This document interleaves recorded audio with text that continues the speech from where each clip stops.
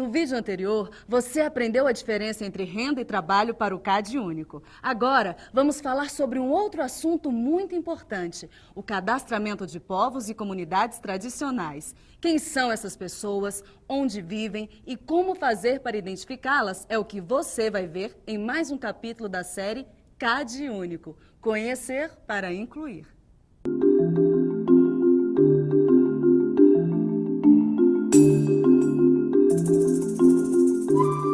O Brasil é um país amplo e diverso física e culturalmente.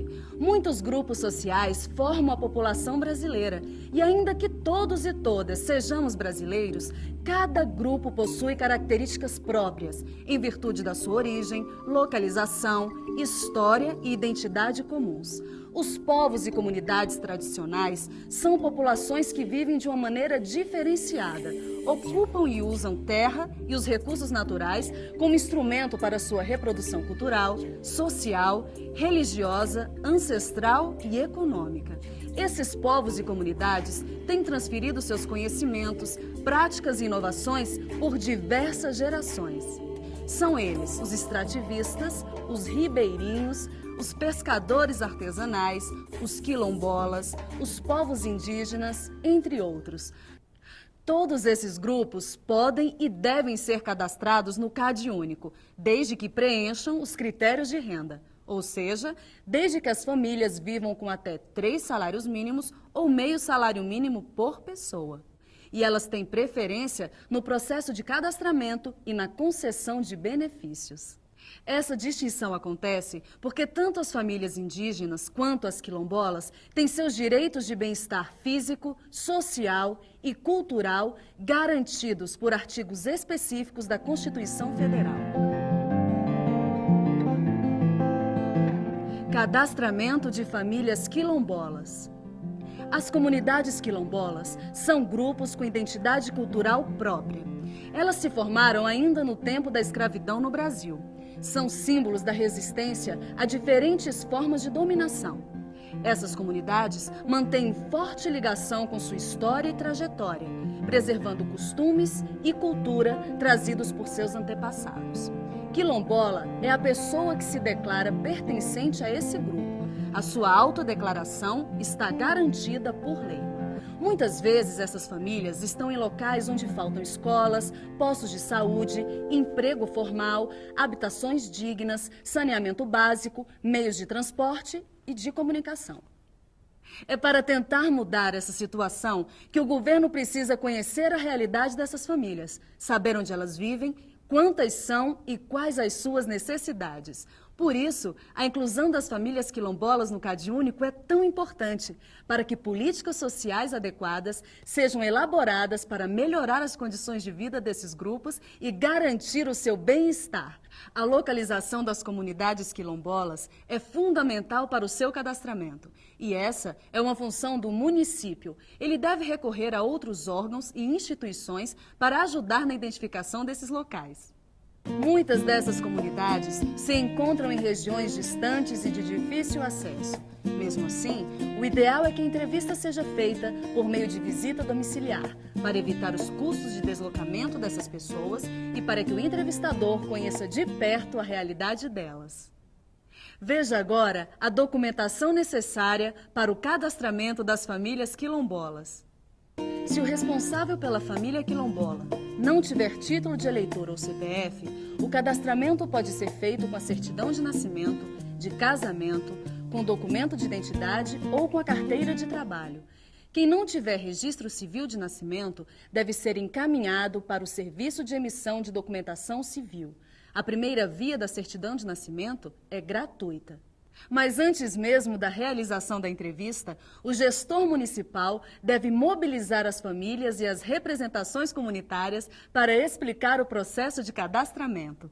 Nesses encontros, as famílias devem receber informações sobre o papel do entrevistador, quem pode e quem não pode ser cadastrado, quais programas sociais utilizam o CadÚnico, suas vantagens e tirar todas as dúvidas. Antes de ir a campo, converse com um representante da comunidade quilombola para sanar todas as dúvidas que tiver em relação à comunidade, bem como o melhor horário para visitar as famílias. As famílias quilombolas têm campos específicos para sua identificação no formulário do CAD único. Veja agora como deve ser feito o cadastramento dessas famílias. As famílias quilombolas serão assim identificadas por meio do preenchimento do quesito 3.05 do formulário principal. Se a resposta for sim, você não deve questionar nem pedir documento que comprove a declaração. No quesito 3.06, deve ser identificado o nome da comunidade quilombola. Lembre-se que muitas famílias quilombolas têm trabalho em algumas épocas do ano e em outras não. Por serem geralmente comunidades rurais, elas dependem do rendimento da sua produção agrícola. Portanto, a sua renda familiar varia muito. Para preencher o bloco 8 do formulário principal, você deve considerar o rendimento total que a família teve durante o ano. Atenção! A visita deve respeitar sempre o calendário de atividades da comunidade. Caso contrário, você pode não encontrar essas pessoas em casa. Assim como as comunidades quilombolas, os povos indígenas têm preferência no processo de cadastramento com campos específicos no formulário do CAD único. Vamos conhecer o cadastramento das famílias indígenas? Cadastramento de famílias indígenas.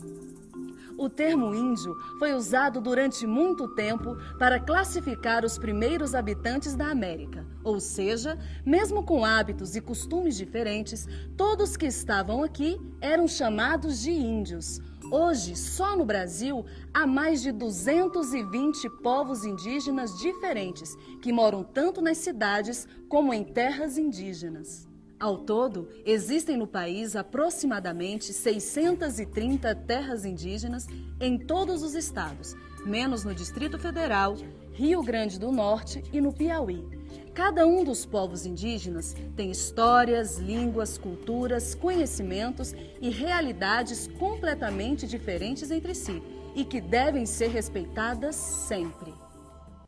Os direitos dos povos indígenas são de natureza coletiva e qualquer decisão que interfira no dia a dia da comunidade deve ser feita com o envolvimento de todos. A Constituição Federal garante a eles o direito de decidir sobre a participação em políticas públicas, projetos e programas específicos. Veja agora o passo a passo para o cadastramento dessas famílias. O Brasil, em 2002, assinou a Convenção 169 da Organização Internacional do Trabalho, que determina que para qualquer ação, projeto ou programa que possa interferir na vida dos povos indígenas, deva ser feita uma consulta prévia, livre e informada. Ou seja, o município terá que realizar evento público para esclarecer sobre o processo de cadastramento e suas implicações, a necessidade da visita domiciliar e o tipo de perguntas que serão feitas pelo entrevistador às famílias. É recomendável que as informações sobre o cadastramento sejam traduzidas para a língua da comunidade. Antes mesmo de realizar o cadastramento, o gestor municipal precisa avaliar, em parceria com a FUNAI, a necessidade de incluir no CAD único a família indígena e a estratégia que deve ser adotada. É também responsabilidade do gestor municipal oferecer capacitação específica para os entrevistadores sobre a realidade do grupo indígena a ser cadastrado. Recomenda-se que um intérprete acompanhe o entrevistador. Na hora de cadastrar as comunidades indígenas, um dos maiores problemas é a falta de documentação do responsável pela unidade familiar. Quando o RF indígena não tiver título de eleitor ou CPF, ele pode apresentar a certidão de nascimento ou casamento. Como vimos nos episódios anteriores, é aceito como documento de identificação a certidão do Registro Administrativo de Nascimento Indígena, a RANI, emitida pela FUNAI. Atenção, entrevistador! Se ele tiver os dois documentos, você deve dar preferência pela certidão de nascimento para preencher o bloco 5 do formulário principal. Lembre-se de respeitar a grafia dos nomes indígenas. Para facilitar, é só copiar do documento de identificação o nome do entrevistado. As famílias indígenas serão assim identificadas por meio do preenchimento do quesito 3.01. A autoidentificação é critério suficiente. Assim como no caso dos quilombolas, não solicite documentação comprobatória. Em seguida, preencha o quesito 3.02. A que povo indígena pertence a família? Atenção! O preenchimento desse quesito é fundamental, pois se trata de uma informação que confirma o pertencimento da família a um grupo. O quesito 3.03 indaga se a família reside em terra ou reserva indígena. Se sim, você deve registrar no quesito 3.04 o nome da terra ou reserva indígena onde reside a família.